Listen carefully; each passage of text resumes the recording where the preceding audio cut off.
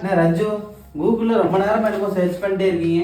அது ஒண்ணும் இல்லைங்க, கணவனை கொள்வது சட்டப்படி குற்றமாமா. அதான் அப்படி என்ன குற்றம்னு பார்க்கலாம் சர்ச் பண்ணிட்டு இருக்கேங்க நானு. அது ஏன்டா என்ன பார்த்து அந்த கேள்வி கேட்டேன்? அது எது கூகுள்ல சர்ச் பண்றீங்க? என்கிட்ட கேளுங்க, நானே சொல்றேன். உங்களுக்கு எல்லாம் என்னதான் அப்படி பிரச்சனை? ஏங்க சும்மா சும்மா அடிக்கடி டீ கொண்டா காஃபி கொண்டான்னு கேட்டே இருக்கீங்க ஓயாம. எது தெரியுமா டீ காபி அடிக்கடி கேக்குறோம்? நீங்க காலையில இருந்து நைட் வரைக்கும் விடாம பேசிட்டே இருக்கீங்களே, அதை நாங்க விடாம கேட்டே இருக்கும்போது எங்களுக்கு டயர்ட் ஆகாது. ஒரு புத்துணர்ச்சிக்கு தான் அடிக்கடி டீ காபி கேக்குறோம். எந்த பொண்ணு பார்த்தால ஆன்னு பாக்குறீங்களே, அது எதுக்கு? மர்க்கா சொல்லு, மர்க்கா சொல்லு.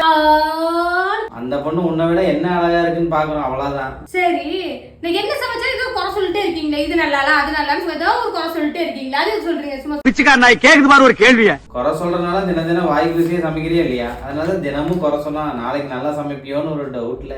ஓகே, குறை சொல்லியாச்சு, அது நல்லா மூக்கு பிடி சாப்பிட்டாச்சு. சாப்பிட்டு நைட்டோட தூங்குறது குறட்டு விட்டு நல்லா நிம்மதியா தூங்குறீங்க.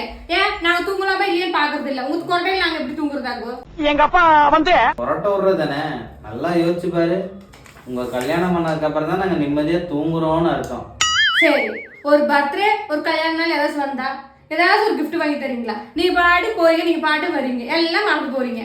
அது ஒண்ணு இல்ல, அது உங்க எதிர்காலத்துக்கு சேமிச்சு சேமிச்சு டெய்லி அதுல இந்த மாதிரி விஷயத்துல எப்படி அதெல்லாம் ஞாபகம் இருக்கும்? பர்த்டே கிஃப்ட் எல்லாம் எல்லாம் உங்க எதிர்காலத்துக்கு தானே. நீ வாங்குற இந்த 10-5 பிச்சைக்கு இது தேவைதானா?